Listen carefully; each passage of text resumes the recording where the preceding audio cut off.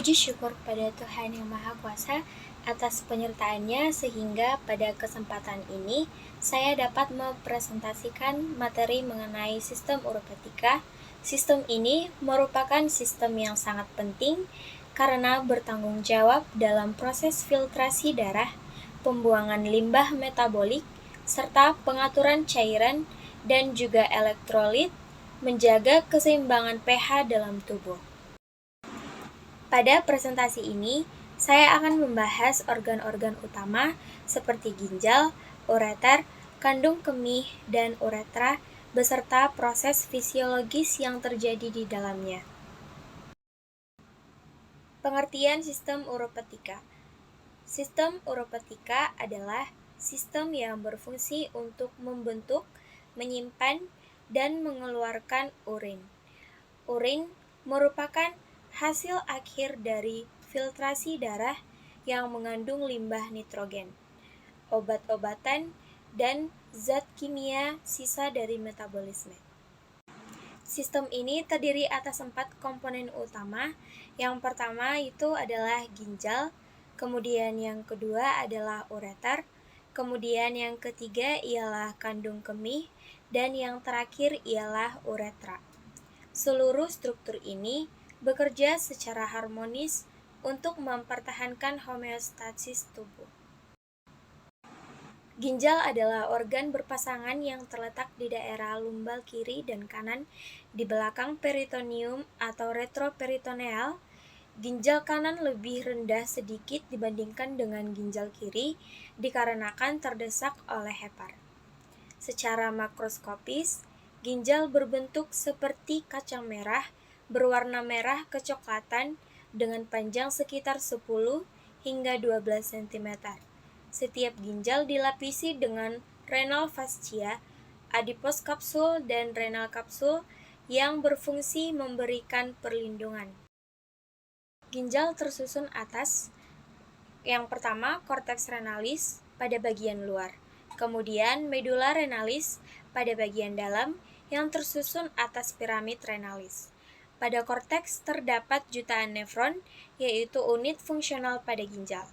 Setiap nefron terdiri dari glomerulus, capsula Bowman, tubulus proximal, ansa Henle, tubus distal, dan ductus pengumpul. Keseluruhan struktur ini berperan dalam proses filtrasi, reabsorpsi, dan sekresi. Proses pembentukan urin. Pembentukan urin berlangsung melalui 3 proses utama. Yang pertama adalah filtrasi glomerulus. Tekanan hidrostatik tinggi pada glomerulus mendorong plasma darah keluar hingga membentuk filtrat. Protein dan sel darah tidak ikut keluar dikarenakan ukurannya yang besar. Kemudian yang kedua ada reabsorpsi. Filtrat kemudian bergerak melalui tubulus ginjal dan sebagian besar zat penting seperti air, glukosa, asam amino, dan ion-ion direabsorpsi kembali ke dalam darah. Kemudian ada sekresi, di mana zat berbahaya seperti ion hidrogen, kalium berlebih, dan obat tertentu dikeluarkan dari darah menuju tubulus. Filtrat inilah yang akhirnya yang menjadi urin. Ginjal memiliki banyak fungsi fisiologis yang sangat vital. Seperti yang pertama yaitu mengatur volume cairan tubuh, kemudian mengatur tekanan darah melalui sistem RAAS, kemudian ada menjaga keseimbangan elektrolit seperti natrium dan kalium, kemudian dapat menjaga keseimbangan asam dan basa, kemudian menghasilkan eritropoietin, hormon untuk pembentukan eritrosit, dan dapat mengaktifkan vitamin D. Tanpa fungsi ginjal yang optimal, tubuh tidak dapat menjaga lingkungan internalnya. Kemudian ada ureter. Ureter adalah saluran berotot yang menghubungkan ginjal dengan kandung kemih. Panjangnya sekitar 25 hingga 30 cm dengan 3 penyempitan fisiologis. Gerakan peristaltik pada ureter mendorong urin menuju vesika urinaria. Batu ginjal sering menyangkut di tempat penyempitan ini, sehingga menimbulkan kolik renalis yang sangat nyeri. Kandung kemih adalah organ muskuler berongga yang berfungsi menyimpan urin sementara. Dindingnya disusun oleh otot detrusor yang dapat berkontraksi saat proses miksi. Kapasitas daripada kandung kemih ini dapat mencapai 300 hingga 500 ml sebelum muncul kebutuhan untuk berkemih. Kemudian, ada mekanisme miksi. Miksi merupakan refleks yang dikontrol oleh medula spinalis dan pusat miksi di otak. Ketika kandung kemih penuh, reseptor regangan mengirimkan sinyal kepada sistem saraf pusat.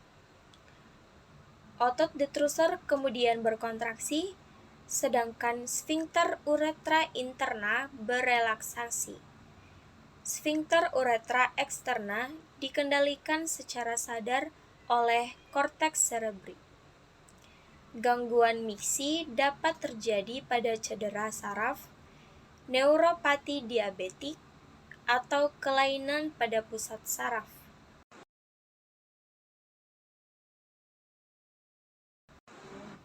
Uretra. Uretra adalah saluran pengeluaran urin dari tubuh. Pada pria, panjangnya lebih dari 18 cm, sedangkan pada wanita hanya sekitar 3 hingga 4 cm, sehingga wanita lebih rentan mengalami infeksi saluran kemih. Selain fungsi ekskresi urin, uretra pada pria juga berfungsi sebagai saluran reproduksi.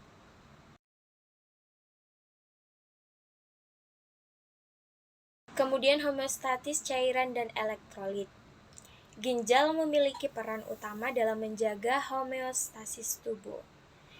Ginjal mengatur volume cairan tubuh melalui ADH, kemudian keseimbangan Na dan K melalui aldosteron, kemudian pH tubuh dengan mengatur H positif dan HCO3, tekanan darah melalui RAAS, kemudian ada ekskresi limbah metabolik seperti urea dan kreatinin.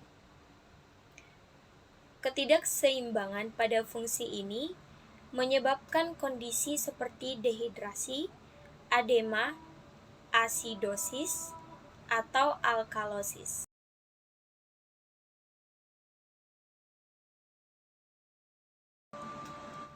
Kemudian gangguan sistem uropoetika. Gangguan pada sistem uropoetika dapat berupa yang pertama, ada gagal ginjal akut ataupun kronik, kemudian infeksi saluran kemih, kemudian nefrolithiasis atau batu ginjal, ada glomerulonefritis, kemudian gangguan tubulus akibat nefrotoksin. Diagnosis dan terapi harus dilakukan berdasarkan penyebab dan kondisi klinis pada pasien.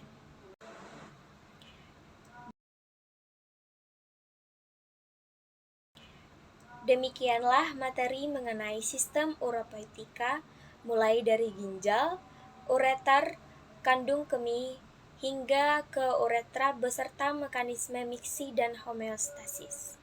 Sistem ini merupakan bagian krusial dalam menjaga kestabilan lingkungan internal tubuh, dan gangguannya akan berdampak luas pada sistem lain. Terima kasih atas perhatian yang Anda berikan.